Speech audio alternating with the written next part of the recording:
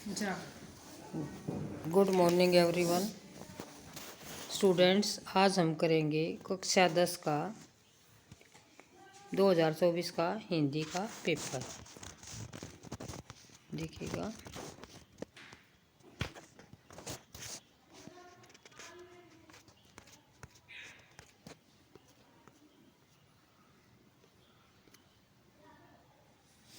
खंड क पहला प्रश्न है। खंड क मुहावरे या लोकोक्ति का अर्थ लिखकर वाक्य में प्रयोग कीजिए। आपको या तो मुहावरा पूछा जा सकता है या लोकोक्ति। जैसे गले मंडना, जबरन काम सौंपना, अपना हाथ जगन्नाथ, अपने काम को खुद करना चाहिए, किसी के भरोसे नहीं छोड़ना चाहिए। दूसरा प्रश्न है, उत्प्रेक्षा अलंकार की परिभाषा दीजिए। उत्प्रेक्षा अलंकार की परिभाषा दीजिए। उत्प्रेक्षा अलंकार में जहाँ उपमेय में उपमान की संभावना हो, जहाँ उपमेय में उपमान की संभावना हो और जनु जानो मनु मानो आदि वाचक शब्द वहाँ पर दिए गए हों तो वहाँ पर उत्प्रेक्षा अलंकार होता है। उससे आगे देखिए, दोहा छंद की परिभाषा और उदाहरण दीजिए। दोहा चरण 4 चरणों में बटा हुआ होता है। दोहे के अंदर जो है 4 चरण होते, 4 पंक्तियाँ होती हैं। पहली और तीसरे चरण के अंदर 13-13 मात्राएं और दूसरे और चौथे चरण में 11-11 मात्राएं होती। उसके बाद समान तत्पुरुष समास देखिए और उसको 100 उदाहरण जो है स्पष्ट कीजिए। समान तत्पुरुष समास में जो है दोनों पदों के बीच में कारक का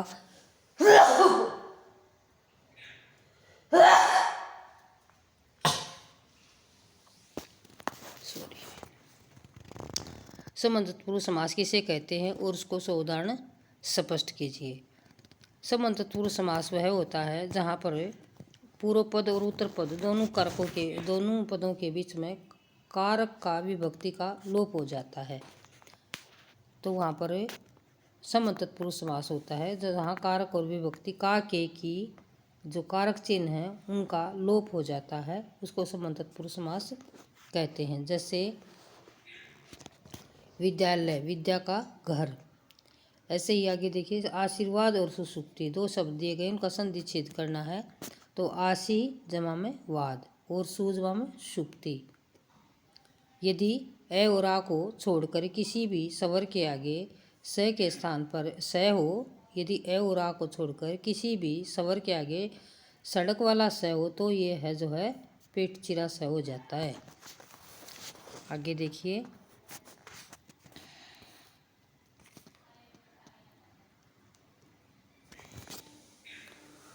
च भाग देखिए, सहोदर। सहोदर सहोदर में आपने उपसर्ग छांटने हैं। जैसा कि आपको पता है कि उपसर्ग जो है शब्द के आगे लगते हैं और जो है प्रत्यय शब्द के पीछे लगते हैं। तो सहोदर शब्द में सह उपसर्ग है और निष्कलंक शब्द में निस जो है वह उपसर्ग है। इससे आगे देखिए, अतिथि और मोक्ष 2 शब्द दिए गए, दोनों के पर्यायवाची बताने हैं, आपने समानार्थी बताने हैं। तो अतिथि का होगा मेहमान, मेहमान, मेहमान, पाहुन, मेहमान और पाहुन। और ये मोक्ष का है मुक्ति और निर्वाण। आगे देखिए, निम्नलिखित में से किसी एक विषय पर निबंध लिखिए। ये आपका निबंध 5 नंबर का होगा। निबंध आपका 5 नंबर का होगा। निबंध आपका 5 नंबर का होगा, जिसमें 3 भागों में हम निबंध को बांटेंगे। जिसमें हम निबंध को 3 भागों के अंदर बांटेंगे: भूमिका, विषय वस्तु और उपसंहार। भूमिका में हम उसका इंट्रोडक्शन देंगे, उसका परिचय देंगे। फिर जिस विषय पर आप निबंध लिखोगे उस विषय का विस्तार करेंगे। और जो है लास्ट में हम उपसंहार लिखेंगे। ये तीनों की तीनों चीज़ें लिख के और हम 5 नंबर प्राप्त कर सकते हैं। उससे आगे देखिएगा,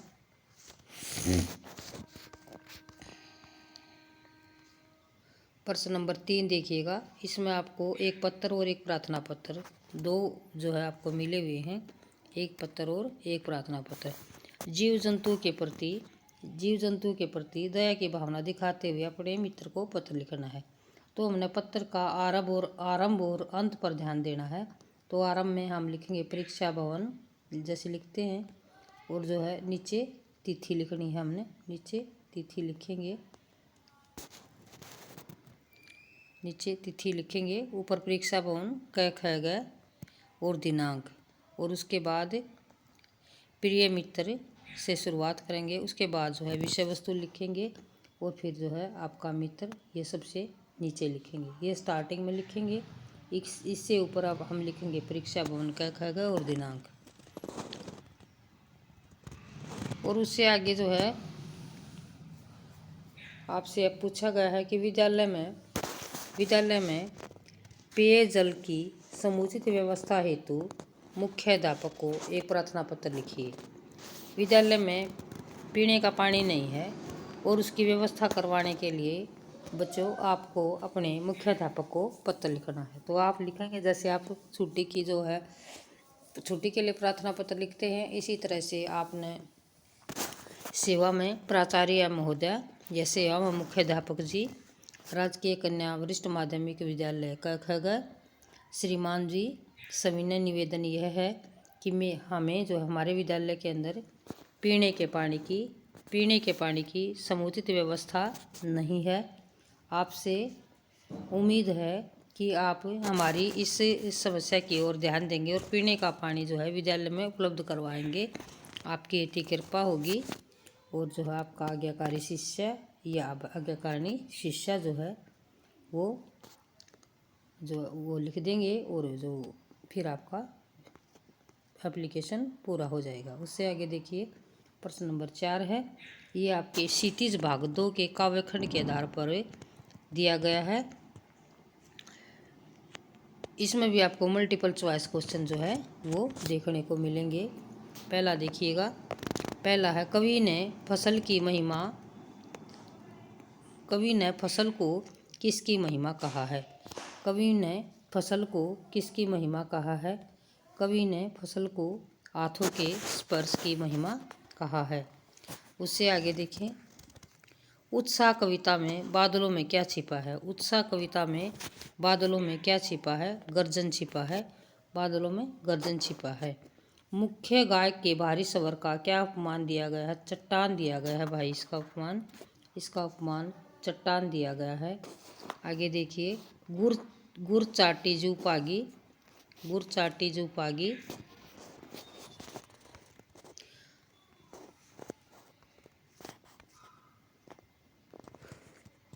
कवि ने फसल को किसकी महिमा कहा है। हाथों के स्पर्श की महिमा कहा गया है। उससे आगे है ख भाग उसका, उत्साह कविता में बादलों में क्या छिपा है। उत्साह कविता में बादलों में क्या छिपा है। बादलों में गर्जन छिपा है। बादलों में गर्जन छिपा है।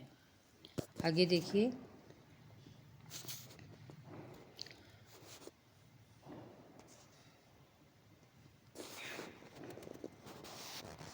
मुख्य गायक के भारी स्वर का क्या उपमान दिया गया है। मुख्य गायक के भारी स्वर का उपमान चट्टान दिया गया है। गुड़ चाटी जो पागी में गुड़ का अर्थ है गुड़, गुड़ का अर्थ है गुड़। उससे आगे देखिएगा, तुलसीदास ने भृगुकुल केतु शब्द किसके लिए प्रयुक्त किया है। तुलसीदास ने भृगुकुल केतु शब्द परशुराम के लिए प्रयोग किया है। आगे है च, आत्मकथ्य कविता में गुनगुनाकर अपनी कहानी कौन कहता है। भौरा कहता भी, मधुप कहता है अपनी कहानी। आगे देखिए,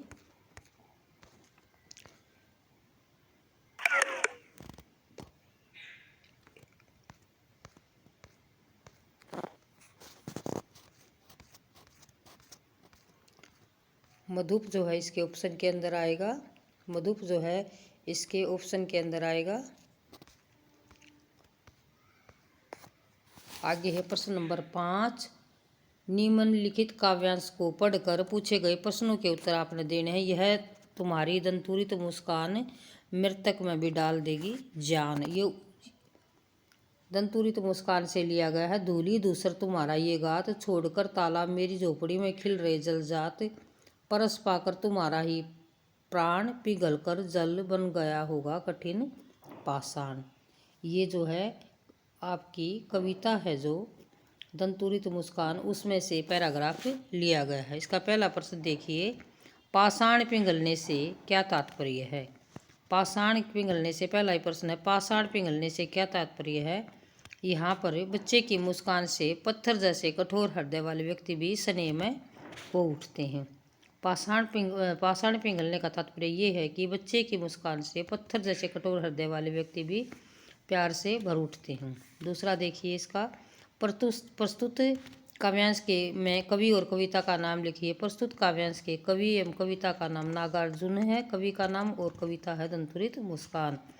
प्रश्न नंबर 3 देखिएगा, प्रस्तुत काव्यांश का प्रसंग स्पष्ट कीजिए कि भाई किस प्रसंग में ये बात कही गई है। इसका प्रसंग है कि छोटे बच्चे के प्रति मन की भावनाओं का चित्रण यहाँ पर किया गया है। छोटे बच्चे के प्रति मन की भावनाओं का चित्रण यहाँ पर किया गया है। इसका चौथा भाग देखिएगा। इसका चौथा भाग देखिएगा, दुखी मृतक में जान डालने से क्या अभिप्राय है। मृतक में जान डालने से क्या अभिप्राय है। दुखी व्यक्ति के हृदय में प्रसन्नता का भाव भर देना। दुखी व्यक्ति के हृदय में प्रसन्नता का भाव भर देना मृतक में जान डालने जैसा है। यहाँ जलजात जो है वो किसके लिए प्रयुक्त हुआ है, किसके लिए प्रयुक्त है, वो कमल नहीं लिखना है, नन्हे बालक के लिए प्रयुक्त हुआ है जो कमल के समान कोमल है। उससे आगे है प्रश्न नंबर 6, निम्नलिखित काव्यांश का काव्य सौंदर्य स्पष्ट कीजिए। निम्नलिखित काव्यांश का काव्य सौंदर्य स्पष्ट कीजिए। आपको कविता की लाइनें दी गई हैं। आपको कविता की लाइनें दी गई हैं। जागत सोवत दिवस निशी, कान्ह जकरी, सुनत जोग लागत है सो ज्यों करवी ककड़ी, सो तो व्याधि हमको ले आए देखी सुनी न करी, यह तो सूर तिन्हीं ले सपो जिनके मन चकरी। ये सूरदास के पद से लिखी हुई पहली कविता है और इसमें आपसे काव्य सौंदर्य पूछा कि कविता के सौंदर्य को बढ़ाने के लिए जो है यहाँ पर कवि ने क्या सहारा लिया है। तो इसका भाव सौंदर्य बताना है। पहले तो श्री कृष्ण के विरह में गोपियों की मनोदशा और पीड़ा का चित्रण इसके अंदर किया गया है कि गोपियाँ श्री कृष्ण के विरह में किस प्रकार से पीड़ित हैं। फिर इसका शिल्प सौंदर्य हम बताएंगे। शिल्प सौंदर्य में श्रृंगार रस का सुंदर प्रयोग है, अनुप्रास और उपमा अलंकार का सुंदर प्रयोग है, गेयता का गुण गा सकते हैं हम इसको, ब्रजभाषा का सुंदर प्रयोग है और जो है कोमल कांत पदावली का प्रयोग यहाँ पर किया गया है। उससे आगे है जयशंकर प्रसाद। प्रश्न नंबर 7 है, जयशंकर प्रसाद आत्मकथा लिखने से क्यों बचना चाहते हैं। जयशंकर प्रसाद आत्मकथा लिखने से क्यों बचना चाहते हैं, क्योंकि कवि का मन सामान्य व्यक्ति के जीवन की कथा है। उनके जीवन में, क्योंकि कवि का मन सामान्य व्यक्ति के जीवन की कथा है, उनके जीवन में ऐसा कुछ भी नहीं है कि वह लोग वाह वाह करें। इसलिए कवि जो है वह अपनी आत्मकथा लिखने से बचना चाहता है। इसलिए कवि अपनी आत्मकथा लिखने से बचना चाहता है। अगला देखिएगा, 7वें का ख पाठ है भाई, उत्साह कविता का मूल भाव क्या है। उत्साह कविता का मूल भाव क्या है। उत्साह जो हमने दंतुरित मुस्कान पढ़ी उन्हीं कवि की लिखी हुई कविता है उत्साह। उत्साह भाई एक मूल भाव बताने कि भाई क्या सारांश है, क्या एक निचोड़, एक उद्देश्य निकल कर आता है। तो यह एक आह्वान गीत है। उत्साह कविता एक आह्वान गीत है जो बादल को संबोधित करके लिखा है। बादल पीड़ित प्यासे की आकांक्षा को पूरी करने के लिए नई कल्पना, नए अंकुर के लिए विध्वंस और क्रांति चेतना को संभव करने वाला है। ये था बादल के बारे में उत्साह कविता का मूल भाव। जब बादल बरस रहा है तो क्या करता है वो, विध्वंस का, नई कल्पना का, नए अंकुर का आगाज करने वाला है। अगला देखिएगा, प्रश्न नंबर 8 आ गया। विखंड गए, एक एक नंबर के 6 प्रश्न। पहला प्रश्न देखो, नरकट नामक घास डुमराव गांव में किस नदी पर पाई जाती है? नरकट नामक घास डुमराव गांव में किस नदी पर पाई जाती है? भाई सोन नदी के किनारे पाई जाती है ये। और फिर अगला है, संसार के मजदूरों को सुखी देखने का सपना किसने देखा था? मार्क्स ने देखा था भाई। संसार के अंदर मजदूरों को सुखी करने का सपना कार्ल मार्क्स ने देखा था भाई। अगला देखिएगा, नवाब साहब ने, ये लखनवी अंदाज से है भाई, नवाब साहब ने खीरे को कैसी नज़र से देखा? नवाब साहब ने खीरे को सैतरसन नज़र से देखा। नवाब साहब ने खीरे को सैतरसन नज़र से देखा। नेताजी की मूर्ति पर सरकंडे का चश्मा देखकर हालदार साहब कैसे खड़े हो गए? अटेंशन खड़े हो गए।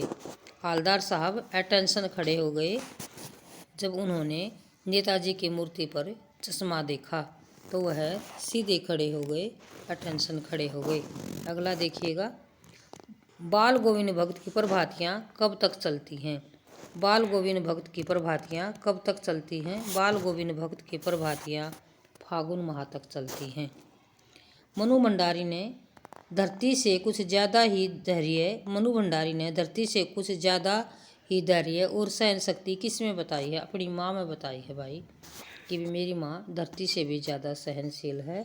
उसे मेरे पिता सारे दिन प्रताड़ित करते रहते लेकिन वो बिल्कुल भी नहीं बोलती है। प्रश्न नंबर 9 देखिए भाई, ये उसी में से दिया गया है जो पहले हम पढ़े हैं। मनु भंडारी की एक है ये कहानी, यह भी। आज से 50 साल पहले अजमेर जैसे शहर में चारों ओर उमड़ती भीड़ के बीच एक लड़की का बिना किसी संकोच और झिझक के यूं धुआंधार बोलते चले जाना उसके मूल में रहा हो। पर पिताजी कितनी तरह के अंतर्विरोधों के बीच जीते थे। एक और विशिष्ट बनने और बनाने के प्रबल लालसा, तो दूसरी ओर अपनी सामाजिक छवि के प्रति उतनी ही सजगता। पर क्या ये संभव है? क्या पिताजी को इस बात का बिल्कुल भी एहसास नहीं था कि इन दोनों का रास्ता टकराहट का है? ये एक कहानी, यह भी मनु भंडारी द्वारा लिखित जो है पाठ से ये लाइनें ली गई हैं। और यहाँ पर इसके नीचे प्रश्न दिए गए हैं भाई, उन प्रश्नों का हमने उत्तर देना है। पहला प्रश्न देखिएगा, पहला प्रश्न है, धुआंधार भाषण किसके द्वारा दिया जा रहा था? वे स्वयं मनु भंडारी के द्वारा दिया जा रहा था। प्रस्तुत गद्यावतरण के रचयिता और पाठ का नाम लिखिए। रचयिता भाई मनु भंडारी और पाठ का नाम एक कहानी यह भी। अजमेर में भीड़ क्यों उमड़ रही थी? आज़ाद हिंद फौज के मुकदमे के सिलसिले में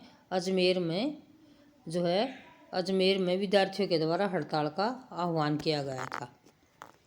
प्रश्न नंबर 4 है, पिताजी के किन अंतर्विरोधों का उल्लेख किया गया है? पिताजी का जो अंतर्विरोध थे, विशेष बनने की तो उनके अंदर लालसा थी और सामाजिक छवि भी साफ रखना चाहते थे। फिर पूछा है 5वें प्रश्न में, दोनों बातों में टकराहट का रास्ता क्यों कहा? दोनों बातों को टकराहट का रास्ता क्यों कहा गया है? क्योंकि दोनों ही प्रवृत्तियां एक दूसरे की विरोधी हैं, इसलिए इनका साथ चलना संभव नहीं है। इसलिए दोनों प्रवृत्तियों को जो है टकराहट का रास्ता कहा गया है। प्रश्न नंबर 10 देखिए भाई, रामवृक्ष बेनीपुरी और यशपाल जी, ये जो है लेखक हैं, इनका जीवन परिचय आपने लिखना है। रामवृक्ष बेनीपुरी बिहार के मुजफ्फर जिले के बेनीपुर गांव में 1899 में इनका जन्म हुआ था और स्वाधीनता आंदोलन से जुड़े सन 1968 में इनका निधन हुआ। और ये इनकी रचनाएं हैं, पतितों के देश में उपन्यास है, ये चिता के फूल कहानी है, अम्बपाली नाटक है, माटी की मूर्तें और पैरों में पंख बांधकर, ये भी इनकी रचनाएं हैं। तो ये था रामवृक्ष बेनीपुरी का। इसके बाद है भाई, पहले ही लेसन से आया प्रश्न, नेताजी का चश्मा पाठ का मूल भाव क्या है? कि भी क्या निचोड़ निकलता है, इस पूरे पाठ का क्या कहना चाहता है इसके अंदर लेखक? स्वयं प्रकाश जी इस पाठ में जो है इस कहानी में देश के करोड़ों नागरिकों के योगदान को रेखांकित करती है, जो इस देश के निर्माण में अपने अपने तरीके से योगदान करते हैं। देशभक्ति अर्थात सभी के अंदर है, कोई किसी लेवल पर उसको इंडिकेट कर रहा है और कोई किसी लेवल पर। अगला है अगला प्रश्न है, ख भाग है इसी का ही। लखनवी अंदाज पाठ में निहित व्यंग्य भाव स्पष्ट कीजिए। भी कौन सा व्यंग्य किया हुआ है? तो इस पाठ के अंदर, लखनवी अंदाज पाठ के अंदर उस पतनशील सामंती वर्ग पर कटाक्ष किया है जो वास्तविकता से बेखबर एवं बनावटी जीवन शैली का आदि है। परजीवी संस्कृति का भंडा इसके अंदर फोड़ किया है। उससे आगे देखिए भाई, प्रश्न नंबर 12 देखिएगा। कृति का भाग 2 के आधार पर निम्नलिखित में से किन्हीं 2 प्रश्नों के उत्तर दीजिए। मैं क्यों लिखता हूँ निबंध का उद्देश्य स्पष्ट आपने करना है। मैं क्यों लिखता हूँ निबंध का उद्देश्य आपने स्पष्ट करना है। तो इसमें लेखन कार्य की प्रक्रिया एवं कारणों पर प्रकाश डाला है। लेखन कार्य की प्रक्रिया और कारणों पर प्रकाश डाला है, ये उद्देश्य था। इसका भी उद्देश्य पूछा है इन्होंने। और दूसरा जो है, बाहरी दबाव और आंतरिक अनुभूति भी लिखने के कारण हिरोशिमा की घटना का उदाहरण इसमें दिया गया है। ख भाग देखिएगा इसका। माता का अंचल पाठ में लेखक का नाम तारकेश्वर नाथ से भोलानाथ क्यों पड़ा? क्योंकि पिताजी उन्हें नहा धुलाकर पूजा में बिठाते थे, बबूत का तिलक लगाते थे, डांट कर और झुंझलाकर और तिलक लगाकर, इसलिए इनका नाम जो है तारकेश्वर नाथ से भोलानाथ पड़ गया है भाई। सना सना हाथ जोड़ी पाठ के माध्यम से लेखिका क्या कहना चाहती है? लेखिका ये बताना चाहती है कि पूर्वोत्तर भारत के सिक्किम राज्य की राजधानी गंगटोक है और इसके जो है इससे आगे हिमालय का अनंत एवं अद्भुत सौंदर्य है और बहुत अभाव है और गरीबी। यानी वहाँ की जो है, वहाँ के जो गंगटोक शहर है और उसकी सिक्किम राज्य की जो है भौगोलिक परिस्थिति का वर्णन यहाँ पर किया है, वहाँ के सौंदर्य का वर्णन किया है और वहाँ के अभाव और गरीबी को भी यहाँ पर दर्शाने का जो है काम यहाँ पर लेखिका ने किया है। उससे आगे प्रश्न नंबर 13 आखिरी प्रश्न है भाई। नैतिक शिक्षा के आधार पर इन प्रश्नों के उत्तर देने भाई। 4 नंबर के 1-1 नंबर के प्रश्न हैं। भारतीय ऋषियों ने विश्व कल्याण की कामना हेतु क्या लिखा है? सर्वे भवन्तु सुखिनः, सर्वे सन्तु निरामया, सर्वे भद्राणि पश्यन्तु, उपर्युक्त सभी जो है इसका सही आंसर रहेगा। पूरा का पूरा श्लोक है भाई, ये पूरा का पूरा श्लोक है। अगला देखिएगा। ऐसी वाणी बोलिए मन का आपा खोए, औरन को शीतल करे आपू शीतल होए। ये दोहा है भाई, पीछे पूछा था आपका दोहा, ये वाला दोहा लिख देना। उसमें कबीरदास का दोहा है, ये कबीरदास का दोहा है। इसको आपने वहाँ उदाहरण के रूप में भी लिख देना है। वहाँ ये आगे, मनुबाई किस आयु में वैवाहिक बंधन में बंधी? मनुबाई 8 वर्ष की आयु में वैवाहिक बंधन में बंध गई। बनारस हिंदू विश्वविद्यालय के संस्थापक कौन थे? पंडित मदन मोहन मालवीय बनारस हिंदू विश्वविद्यालय के संस्थापक थे। एकलव्य की कौन सी विशेषता जो है आपको अच्छी लगी? कि भी अपने गुरु के प्रति इतना समर्पण का भाव। और मैत्री ने किस मार्ग को अपनाया? मैत्री ने जो है सन्यासी मार्ग को अपनाया। ये आपका जो है परीक्षा का ये था, परीक्षा थी 10वीं का, उसका जो है ये प्रश्न पत्र था जो पूर्ण रूप से हमने सोल्व कर दिया है। और आशा है आपको समझ में आया होगा। इसी के साथ